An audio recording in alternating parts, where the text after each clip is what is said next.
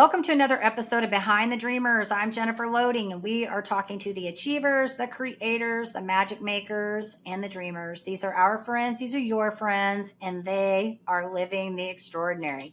So I am so excited about my guest today. This is so much fun. She says she was born to become a successful entrepreneur. Growing up in Greenville, South Carolina, she says she developed a deep love for people, whether giving advice, listening, volunteering her time to her community, or just being there for loved ones.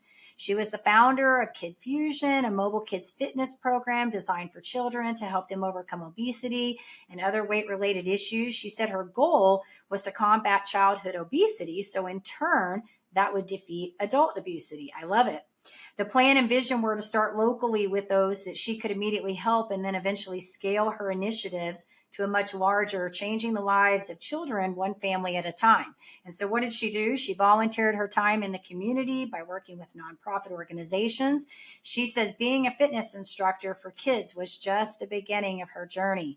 And so we're going to welcome her on in just a few minutes, but I do want to do a quick shout out to our sponsor.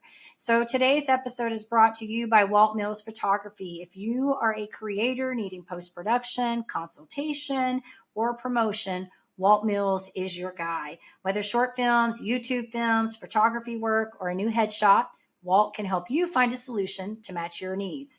To learn more about Walt and his work, you're going to want to go to photosbywalt.com.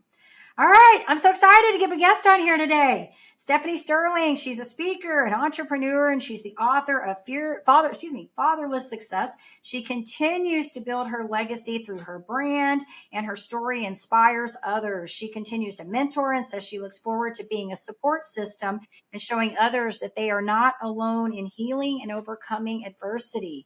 So welcome to the show, Stephanie. So excited to have you here today. Thank you. Thank you. I'm honored to be here.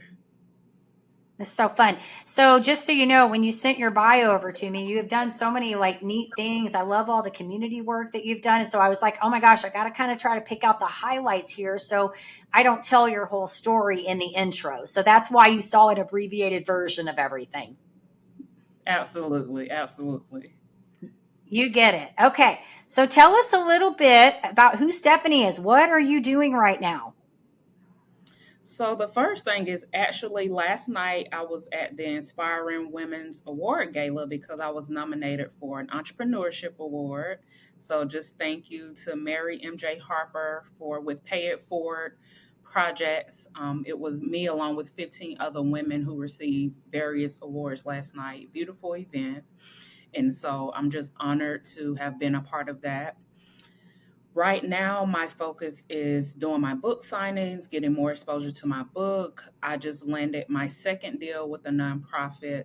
One of the initiatives I'm pushing with my book is being able to partner with nonprofits that align with my book. And basically what we do is they basically help me get exposure to my book. I set up a web page, I set up a flyer, a QR code, all of that. They get to pick the terms if they want to do it for a month, if they want to do it for 5 months. And then at the end of that period, 50% of the proceeds from my book goes back to that nonprofit. And so I'm excited to partner with my second one, the Fatherless Generation Foundation. Dr. Tori, she's amazing. Of course, her organization aligns perfect right with the fatherlessness, and her organization helps pretty much children who have never met their father. They pretty much help unite those children with their fathers. And so I'm excited about that. I have a ladies affair, which is a networking event that I've been doing predominantly for women for about a year and a half now. And I do that the second Friday of every month. It's hosted at Business Lounge Dallas.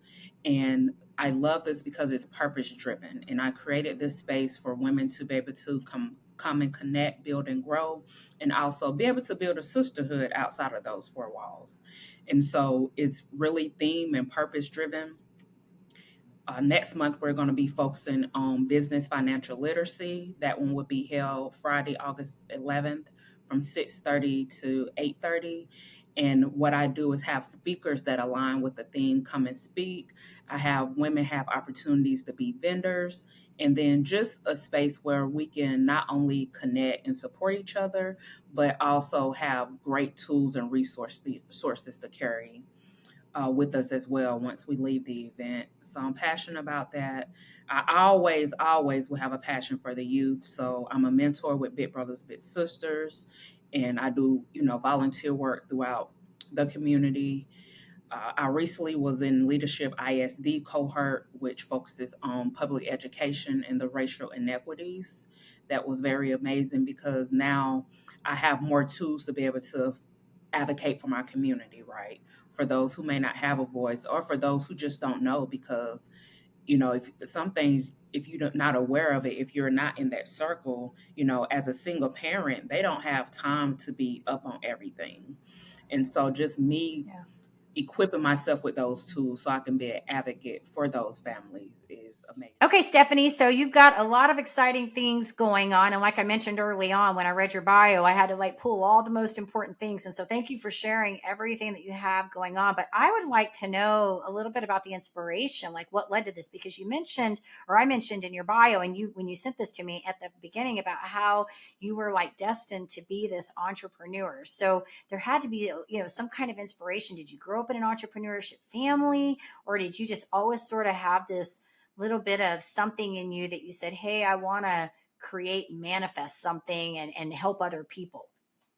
So for me, no, I didn't grow up in an entrepreneurship background. My mom worked; she was a single mom, and so all she knows is work. The work mentality, survival mode, take care of myself and my brothers, and so for me, I believe that God just planted that seed. I was kind of born with that.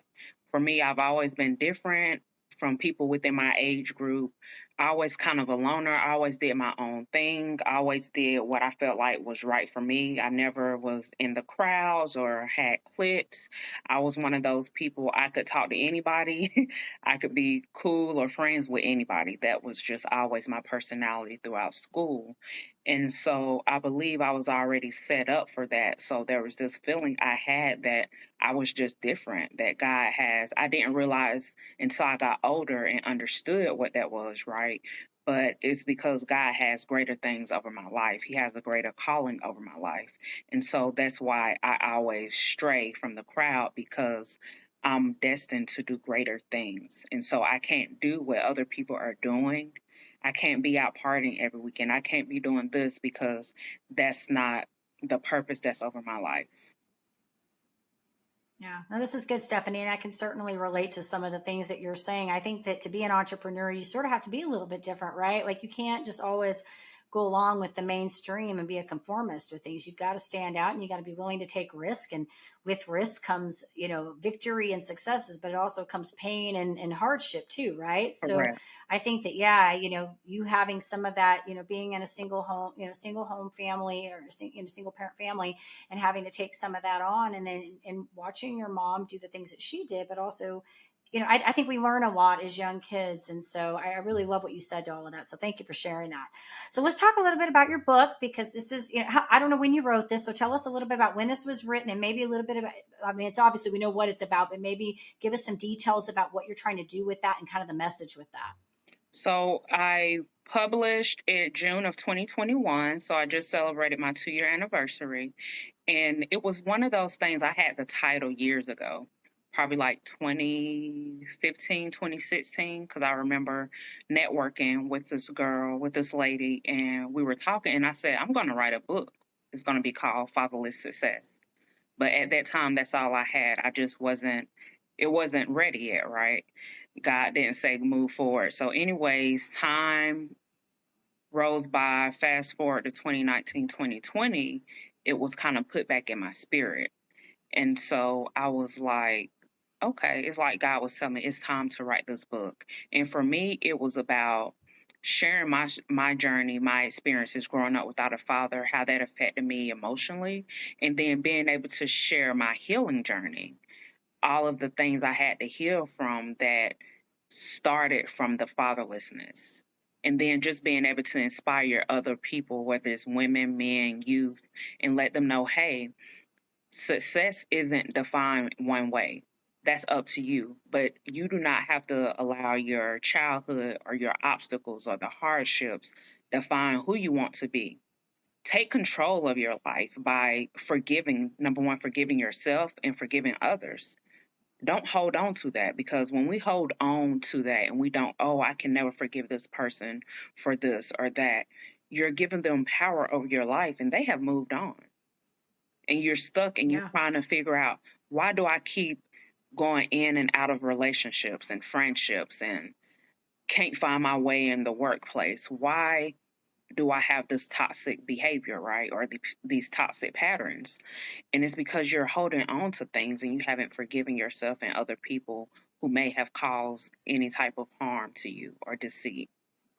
And so that's really why I wanted Yeah. to do it, to be able just to inspire other people, let them know, hey, because statistics say there's 15 million people in the United States who grew up in a single parent home. And so Wow. 80% of those are led by mothers. And so I just want to let them know, you have a support system. You are not alone. I know what it feels like. So let me give you the tools that I use so that you can heal properly and in a healthy manner. Yeah. This is good, Stephanie. Two things. I want to commend you on that, because I think that being able to be on the other side, I think healing is a process, right? And I think our journey, our entire lives, our existence, really, we're learning continuously, right? And it's not to say that none of these painful moments ever come up and surface for us, right? When you have pain in your life, whatever it is. But I think that the beauty of this is when you can come on the other side and you've learned strategies to get through that healing process, like to get through and be able to navigate in this world. And so thank you for sharing that, because I think that is so powerful. And I want to commend you on that. But the other thing I want to mention too, that I really like that you addressed, was the forgiveness part, because I think that is so instrumental in healing. So many times people, when they go through, because I work with clients too, and a lot of things I talk about, is baggage, right? Baggage. And it could be something so minute, but to them it's huge. I think our pain and the things we go through are all relative to the individual, right? Like we can't compare ourselves because we haven't walked in somebody's shoes.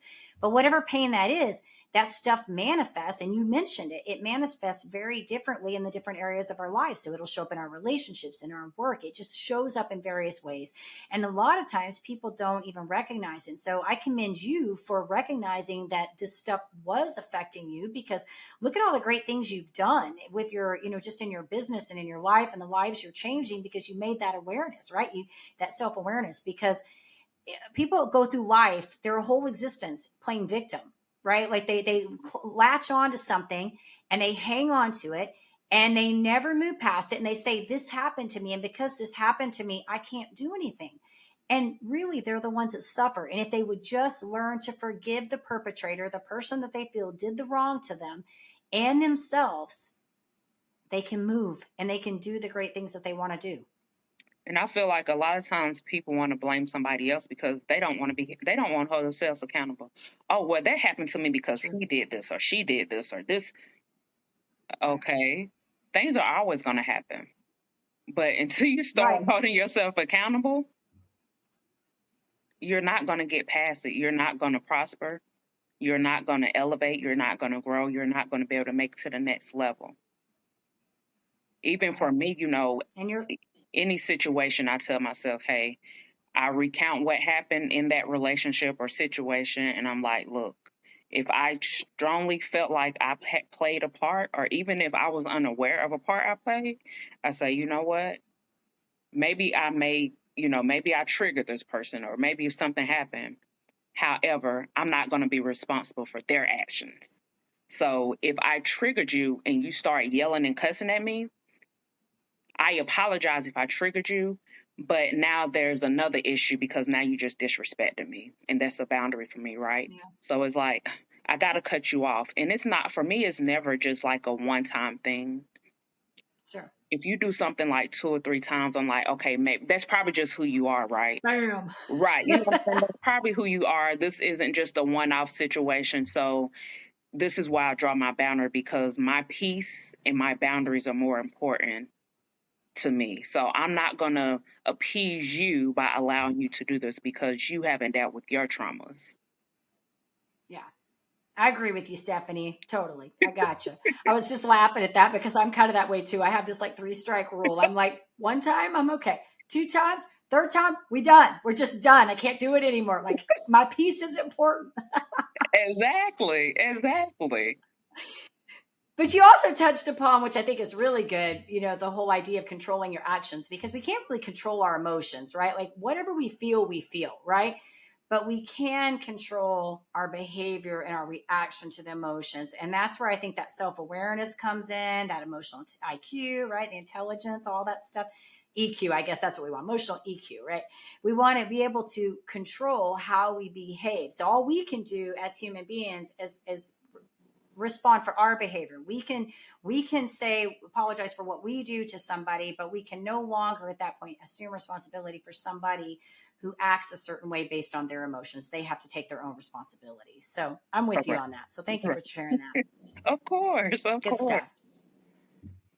I would say, like, okay, Stephanie, so what have you learned in all of this journey? It sounds like you've had such an amazing time. I mean, you're doing so much mentoring, and I think I didn't even touch upon all the different things you've done. I mean, you're with the big brothers and sisters. Am I correct? You've got a lot of really cool things going on, a lot of mentorship going on. So I love what you've got happening on this. So what would you say is maybe like, I know you've already said a bunch of stuff, so this is just going to be an addendum to what you've said.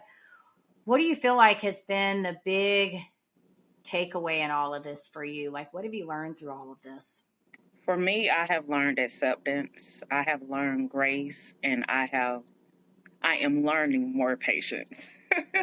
And it's just Yeah. being able, number one, to accept where you are in that season. A lot of times we get caught up. For instance, I had knee surgery last year.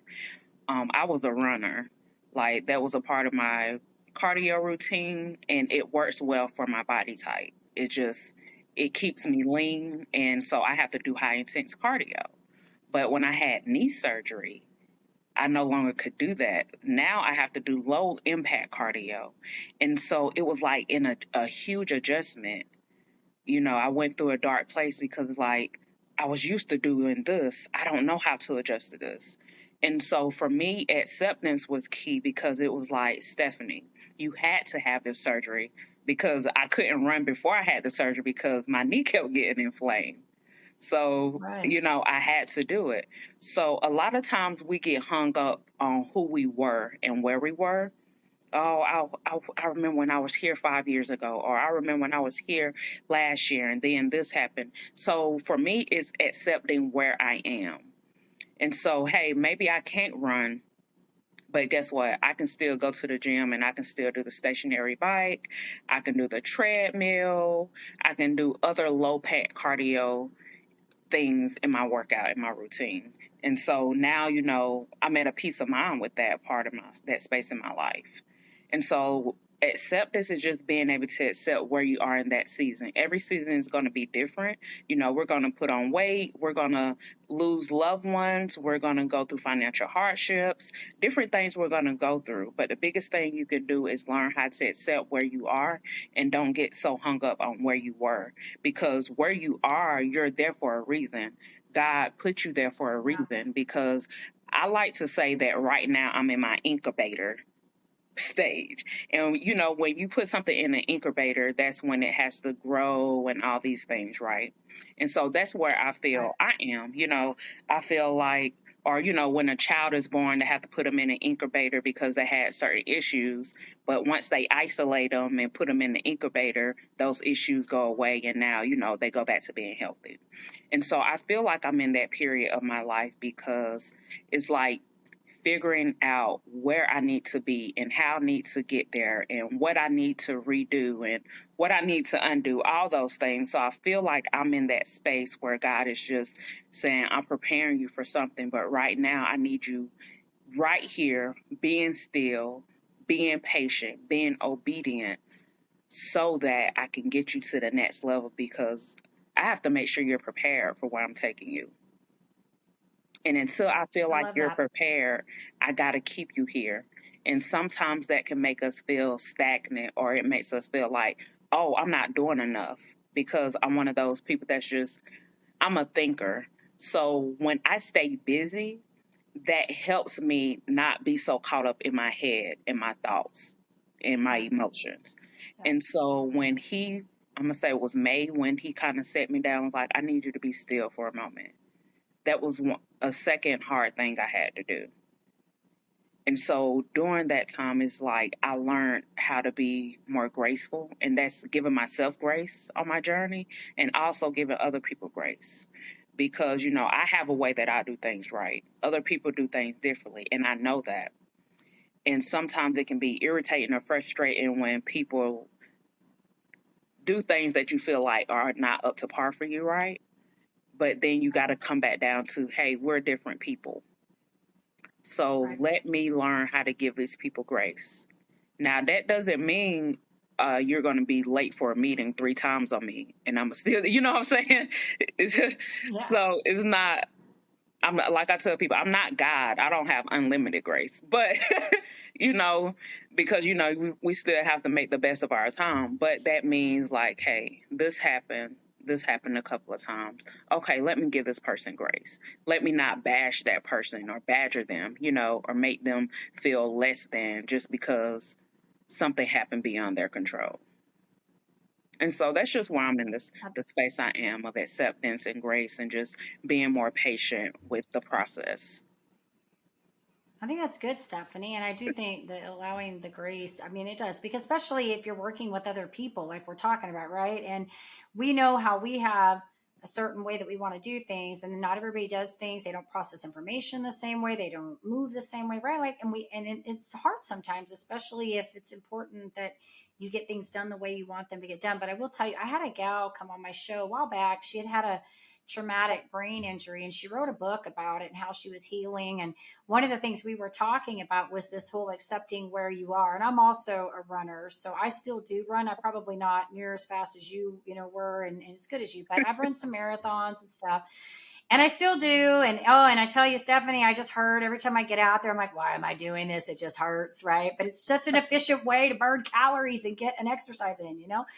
But one of the things we talked about on that particular episode was that same thing that you were talking about, where we go back and we're like, okay, this is how I used to be, and recognizing that we're not going to be that way anymore, and accepting where we are now and the limitations we have, but also the beauty and the things that we can do, the other things that we can be able to still engage in and all of that. So it's all really about perspective, you know, at the end of the day. And so I think that's having the right mindset, right? The right space to carry that and say, you know, things aren't perfect, but this is where I'm at, and I'm going to accept where I'm at, and I'm going to make the best of the situation and use the gifts I have to move forward. Exactly, exactly. So, you know, I've been working out 4 days a week. I do 40 minutes of cardio, some on a stationary bike, the other I do like the incline on the treadmill. And, you know, I feel good. Maybe I may not be getting to the end result or where I want to fast, but as I remain consistent, I'm seeing results. Yeah, So that's the biggest thing. good. And that's what you want. That's what it's all about. Staying And healthy. I love it, Stephanie. Love it. So, one final question I want to ask you, for, say, some budding entrepreneur. You've said a lot of really good stuff. So, I think if they listen to this whole episode, they're going to get a lot of advice. But I do want to give you one more chance to say something, because I think you probably have something else. Any last minute advice you would give to maybe a starting entrepreneur that's kind of on the, you know, maybe they have a new idea that they're coming to, they want to bring to fruition, or maybe they're kind of in that place where they're incubating like you and they're ready to, other than we talked about giving grace and being patient, but maybe anything else you want to add to that? outside of that, you know, honestly, networking is very important. Networking and then following up with those contacts. I tell people building relationships is so important, because some spaces that I've been in, some things I've been able to do, I would not have been able to do it. You cannot do anything by yourself. And I know sometimes, you know, when you're just starting out, there are a lot of things you have to do by yourself. But being in spaces where you're networking and you're building, don't just go out and go to 10 different networking events a month and you never have time to follow up. Just make sure you have some type of plan. So then once you network, you follow up with those people and start honing those relationships. And people have to remember that a lot of times the first 2 to 3 to 5 years, you're not going to be making money in your business. Most businesses don't. But as long as you're planting those seeds, right, and you're taking care of what you need to and laying that foundation, it's going to come back. And although it may be, oh man, this is taking so long, because I even tell myself that I have put in so much work, and it's like, where am I going? That's how I feel sometimes. But then, Yep. I see the fruits of my labor in other ways. People may send me a text or message me on social media like, oh, I read your book, or, ladies come to the ladies networking events and like, oh, this was so powerful and thank you for doing this. And, those are the small things that keep me going. Or maybe somebody or a friend or somebody in my network may just randomly reach out and be like, thank you, Stephanie, for doing this for me, or, just giving me compliments, just to let me know, like, hey, you are on the right track. I feel like sometimes that's God speaking through them, because a lot of times people don't even know when I be going through stuff. So it's like God Right. sends them to say, hey, keep going. You got this. But get your stuff in order. Do it properly. And, where you start out is not going to be where you finish. But there are a few free services and things that you can do and people you can utilize in your network that can help you get started and take, being able to take the right step. So, one thing that I received from this one event I went to was operate where you want to be, not out of your pocket. Yeah. Yeah. So when you do It's that, good. then you start moving differently. So I may look like I'm $1 million brand, even though I haven't made it there yet, right? But when you operate in that way, you attract people who want to work with you. Yeah. So that's I would the agree. biggest advice I can give. That's good. I think networking is important. I would agree with you on that too, because that's one of the things I would suggest too. I would say if you're stuck, you probably need to talk to somebody. And so that's where that networking comes into place. So thank you for all of that, Stephanie. It was incredible. Good stuff. Lots of nuggets of wisdom here. Thank So if you. our audience would like to follow up with you, maybe they want to catch your book or they want to see what, things you've got going on in the community, where you're plugging in all of that stuff, where would you like us to send them? They can pretty much go visit all of my platforms. Is The Authentic Stephanie Sterling, except TikTok is The Authentic SS. And then I have my website, www.theauthenticstephaniesterling.com. And there they can go to subscribe, and it has all my products, shirts, books, anything I have going on. And they can also subscribe to the website to stay up to date and in the know, is what I like to call it. Staying in the know with Stephanie about any events, new services, all of that. Very good. All right, Stephanie. Well, I love what you're doing. And I just want to say thank you so much for coming on here and sharing with our audience and continue, inspiring and doing all those great things that you're doing. I know you're making a difference. So thank you for doing all that. Thank you, Jennifer. And I wish you well in your endeavors, and you continue to, help build our entrepreneur space in our world so that we can get more exposure to. And anything I Yes, can do to yes. help you, please let me know. Absolutely, absolutely. So, and of course, we do want to say to our audience, if you do enjoy the show, of course, go give us a rating over on Apple. Check us out on YouTube. Hit that subscribe button. And as I always say, in order to live the extraordinary, you must start. And every start begins with a decision. You guys take care, be safe, be kind to one another. We will see you next time.